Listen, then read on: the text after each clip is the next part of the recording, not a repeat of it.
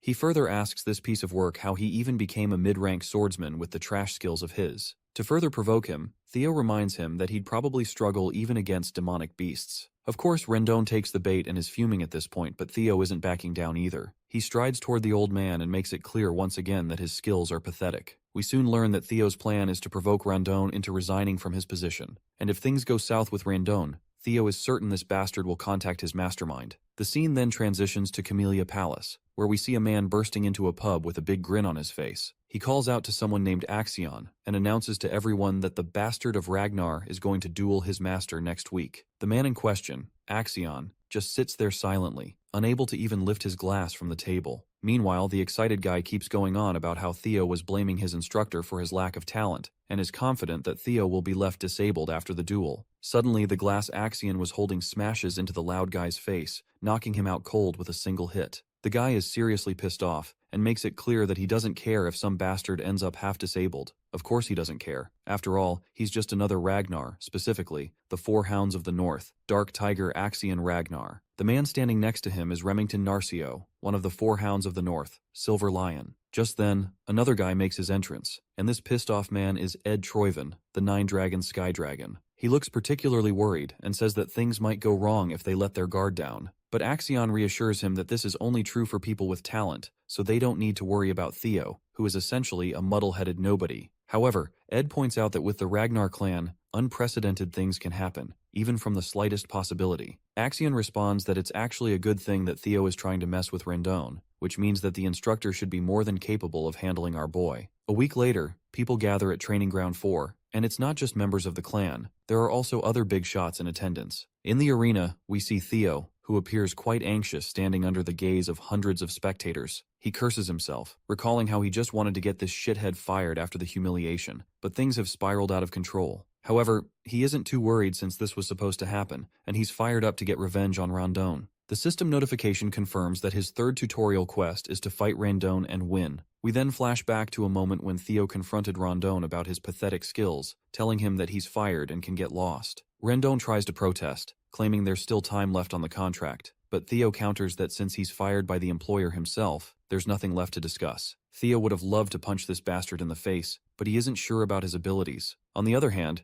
Rendon can't afford to get fired since he hasn't accomplished his main goal yet. As he walks toward our boy, trying to convince him otherwise, a system window flashes right before Theo's eyes, stating that he must fight and win against Rendon. This blindsides him, and at the same moment, Evelyn Neville pops into the scene, encouraging Theo to resolve this matter the Ragnar way, which is the rule of the strong. A sword match will decide everything, eliminating the need for a tribunal. They should just follow the will of the victor. The old bastard finds his chance and quickly agrees that this is a brilliant idea to solve the dispute. This leaves Theo at a loss for what to do while Evelyn keeps insisting that this is a great idea. However, Theo isn't so sure about it. He doesn't feel ready to beat this bastard yet. But eventually, Theo finds himself confronting Rendon. The people in the crowd smirk among themselves, sharing how pathetic Theo is. They whisper that he doesn't even know how to swing his sword, and are sure he's going to get crippled today, because there's no way he can beat a mid-rank swordsman. Rendon then cockily tells our hero that if he apologizes now, he'll pretend nothing happened, as there's no need to risk his life over his pride. But Theo has sass for days and fires back, saying that Rendon should be the one apologizing. He warns the old bastard that if he doesn't want to become a one-armed swordsman, it would be best for him to accept that he's been fired and leave quietly. Rendon simply smirks with a big grin on his face, thinking about how this fight is in his hands. He decides to take advantage of the opportunity to kill Theo while pretending it's just an accident. Once the battle starts, Rendon invites our boy to come at him first, offering the first strike as his teacher. Theo charges at him with his sword raised, and everyone's jaw drops when they see this imbecile charging recklessly, not even knowing how to swing his sword properly. Rendon delivers a few sword strikes, but Theo manages to safeguard himself. Meanwhile, the old bastard continues his barrage of swings. As he corners Theo, he thinks to himself that this is the obvious result. After all, Theo isn't even a low-ranked swordsman, he's an apprentice swordsman. He strongly believes that while Theo's skills may have improved slightly, it's still not enough. He admits that if Theo were at least at the level of the Four Hounds of the North, it would be a different story. But in his mind, there's no way this imbecile from the Ragnar clan could ever beat him. The scene then transitions to a few days earlier, where Theo turns to Evelyn and asks her what she was thinking when she suggested the match. She simply replies that she was trying to help him. If he wants to cut Rendon out, he needs to be strategic about it, as she strongly believes Rendon has someone backing him up, so just firing him won't solve the problem. Theo asks her how she knows all this, to which she responds that it was obvious since Rendon was teaching him a bizarre sword style. She had someone secretly investigate him.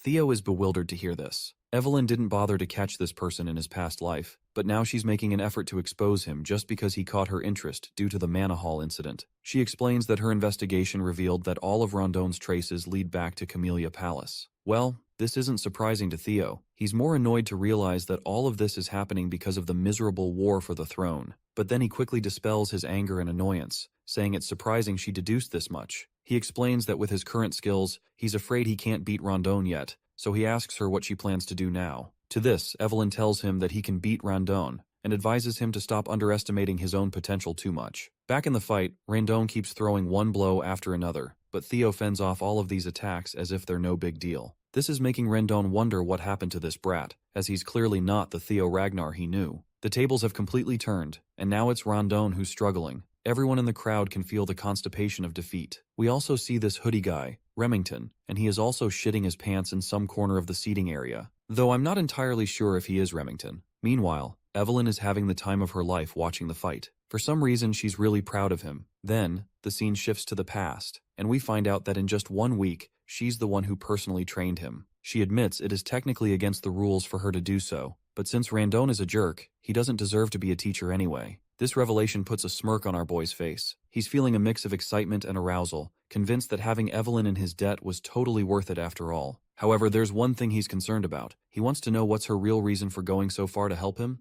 He asks if it's because of what happened last time. She agrees that's true to some extent, but she also mentions there's someone she knows who would like him, because that guy is obsessed with collecting talent. Back in the present, the battle rages on, and Rondon is getting more desperate by the minute. He starts to wonder if this brat has been acting like an idiot and pretending to be weak on purpose all this time. In the middle of the fight, our boy asks him who's backing him, which makes the old bastard lash out, questioning what he means by that. But Theo reminds him that he already knows he was teaching him trash lessons on purpose. He finally gets blunt and asks if he's working with Camellia Palace. This revelation leaves the old coot stunned for a moment, and the old man's reaction confirms to Theo that it's true. With that cleared up, our guy swings his sword the very next moment, severing the old man's hand. The amputated hand flies through the air, leaving the crowd absolutely boggled. The wannabe teacher cries out in pain and starts cursing under his breath. Theo strides confidently toward this shithead, finally feeling like he's actually gotten stronger. He reminds this old bastard of the words he had said in his past life. It was his fault things had come to this because he had been a weak, talentless fool. With a menacing swing of his sword, Theo throws those same words in the old man's face, reminding him that he is the weakest one here. He tells the old man that given Ragnar's belief in the rule of the strong, someone as weak as him shouldn't have come here. Then,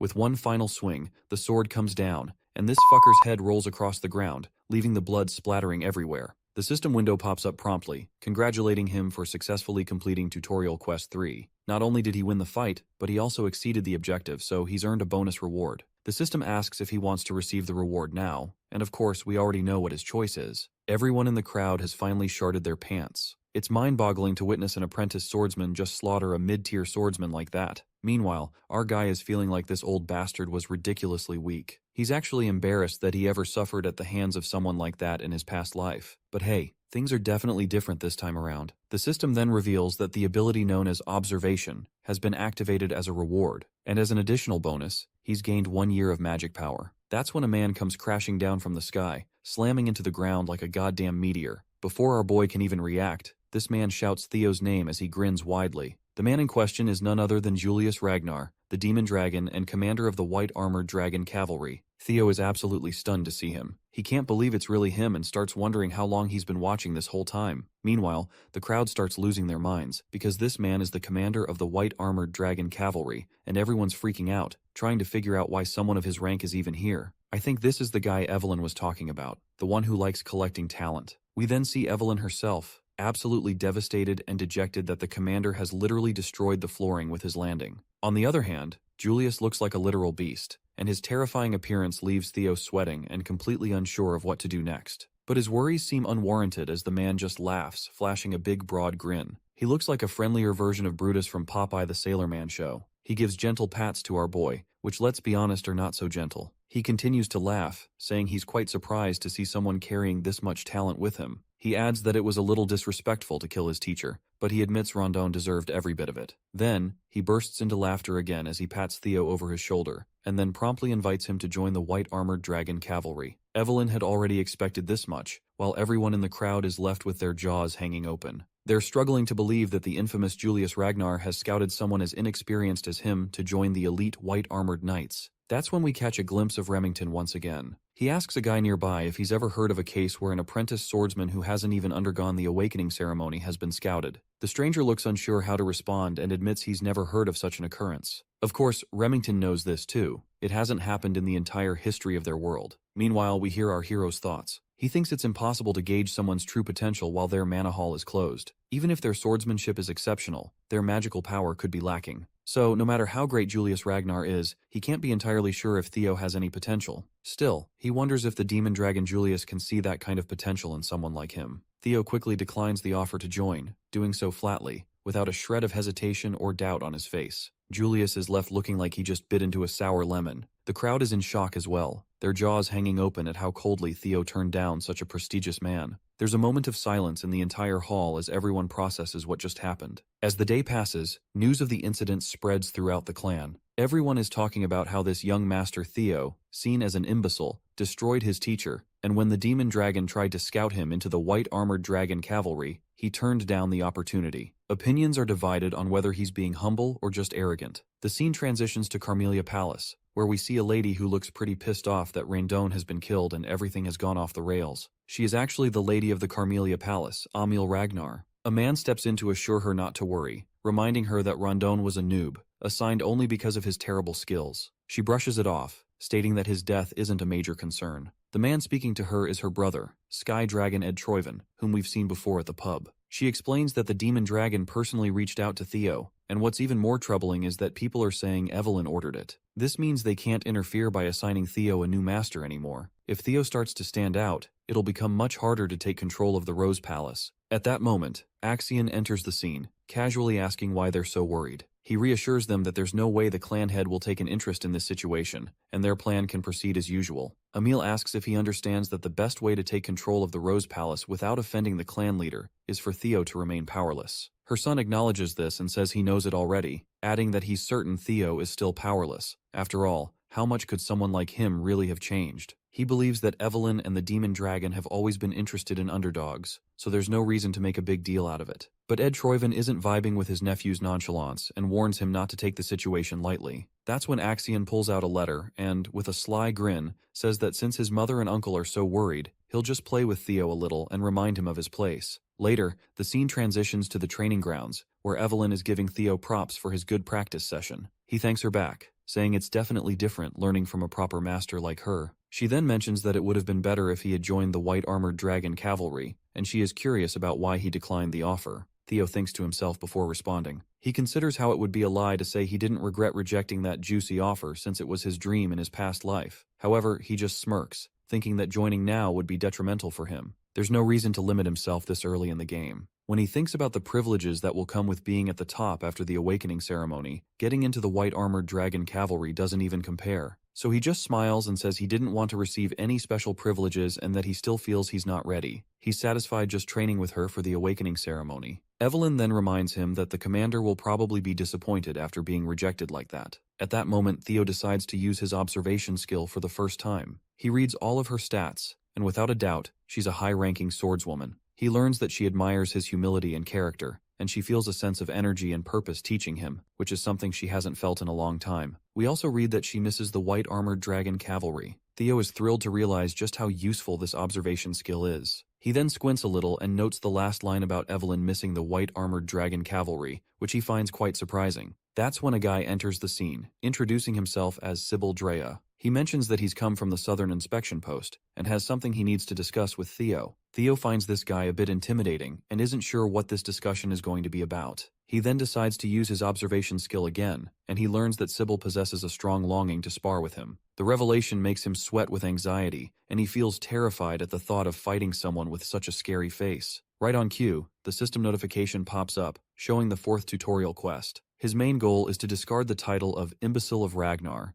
and he has already made almost 28% progress. Sybil Drea was quite frank with his intentions. He declared that he wanted to follow the young master Theo. He even honestly confessed that he was one part of the masses that just ignored the seemingly untalented Ragnar. He used to believe that the title of Ragnar's imbecile was a perfect fit. Theo appreciated the honesty, but he could not help